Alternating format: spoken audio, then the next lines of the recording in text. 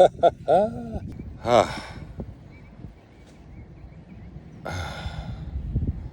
are we? This is great.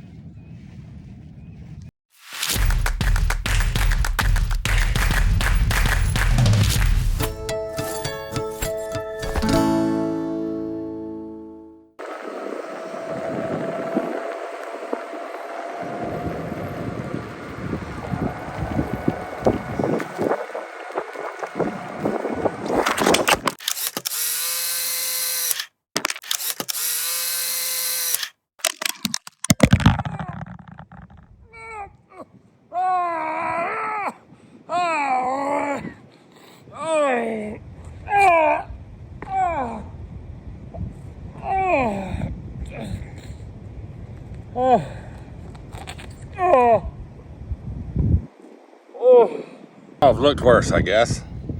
Just what happens sometimes when there's something in the road that you don't see on your scooter. All right.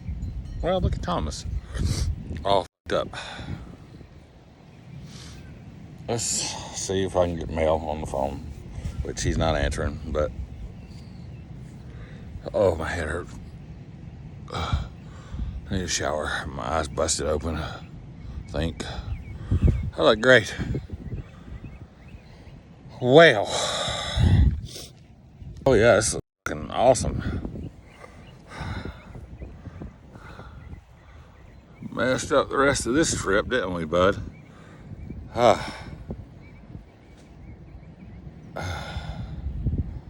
are we? This is great. All right. Well, this is fun. I told you not to talk back. It sure did hurt. So,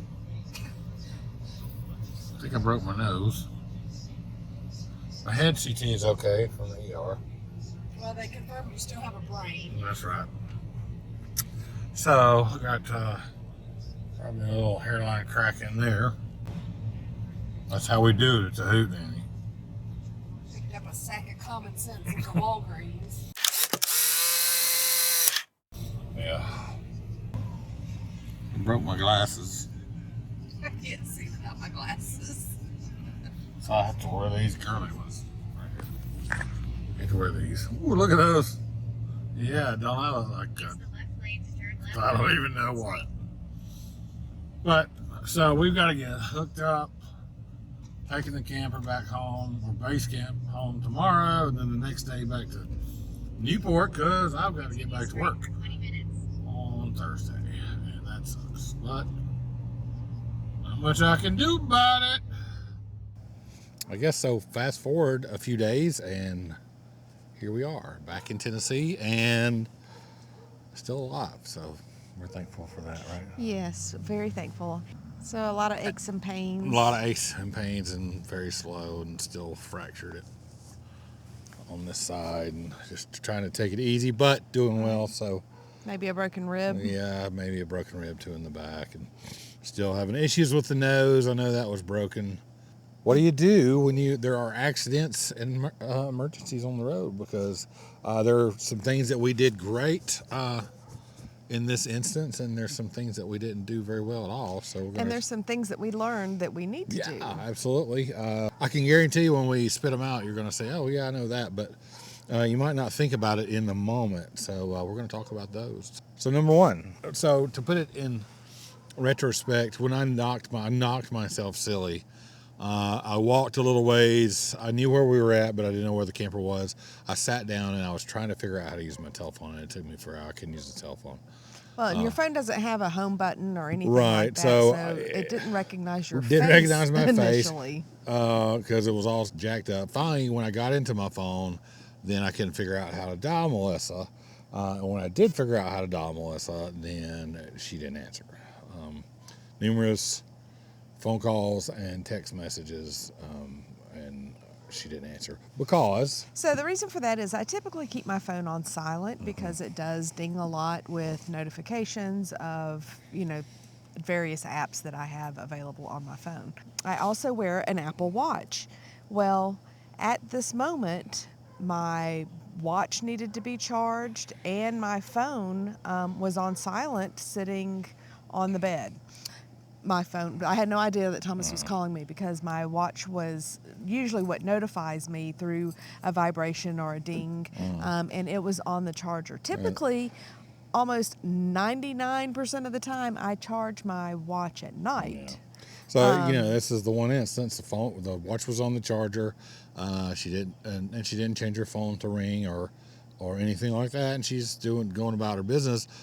So it brings to light the point. She didn't know that I had called. I was back. I had already gotten back to the RV. Right. I was in the shower, and she went to like the next step, which is trying to look up hospitals and ERs and figure out where that stuff was before she ever noticed that there were any notifications on her phone. So all that to say brings up the point that, when you're separated, you probably, one of you's off on an e-bike or going to the store or something. Right. So before you leave, before you separate each other, make sure that both of your phones are set to where To ring, you can and hear. you're going to get notifications notified. how you normally do, because even if you're, just going to Walmart or if you're out of town somewhere, you're not at home, you need to be able to get in touch with someone. So I was able to, after a while, ride around aimlessly and find the RV, but I remember somewhere along the line there was a guy who stepped out of his campers. I don't even know. It could have been right after it happened. I really did. I had a pretty nasty concussion, so I don't remember a lot of details, but I do remember some dude like, "Buddy, you okay?" And I'm like, "Yeah, he hit a little rock," and look, and just riding, bleeding, gushing. It was hilarious. It's hilarious now. We're so happy that we can laugh about it now. All We right. we were not laughing We're at the not moment. Laughing at the moment. So number 2 is going to be pretty simple, but you might not think about it. When you get into a new area or a new RV park that you're not familiar with, or even somewhere you've been before, what should you do?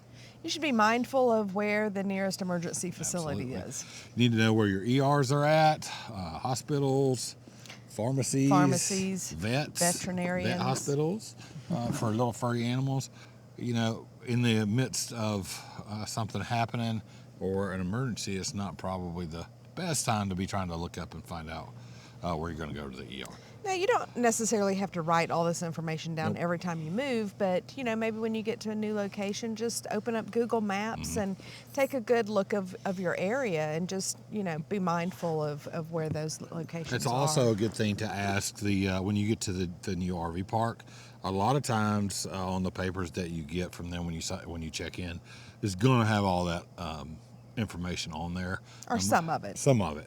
So another option, if you're not comfortable with driving to the hospital, is 911, but something that you need to take into account. They're going to connect you when you dial off your cell phone.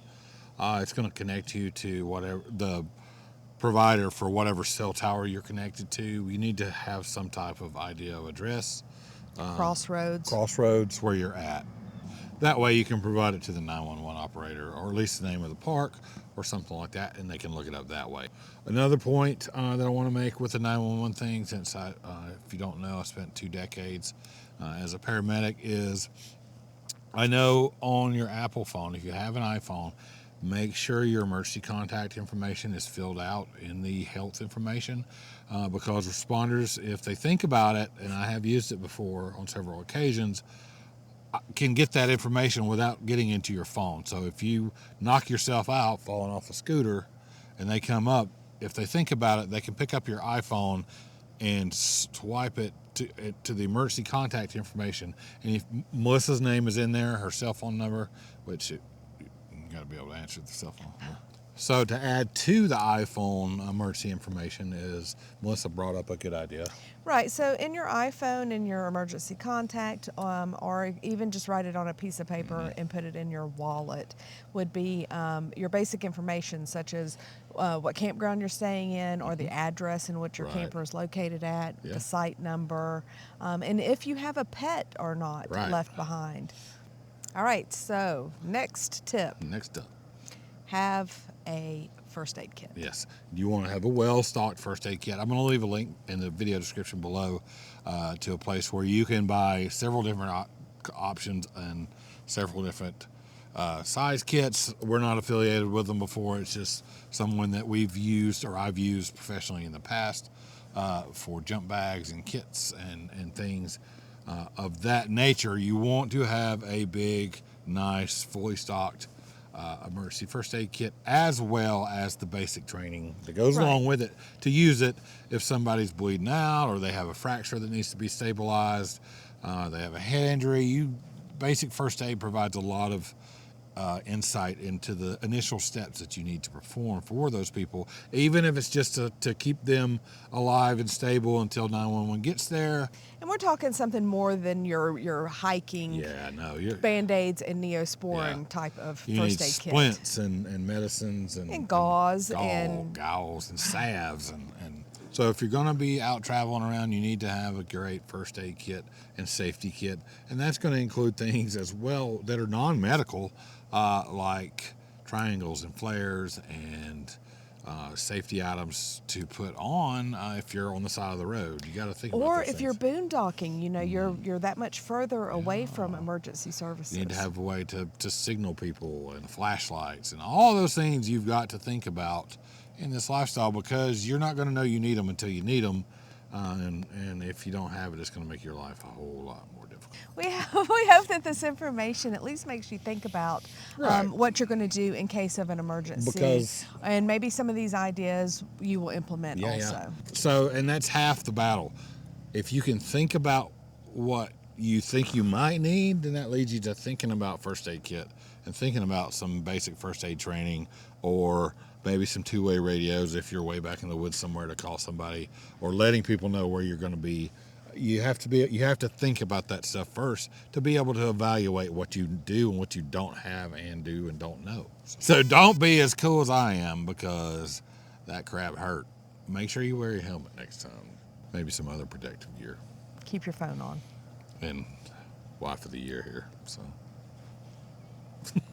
All right, guys, that's going to do it for this one. We will see you next time, and hopefully even be more healed up. So until next time. Take care of each other. Love each other. And make every moment count. See you next time, guys.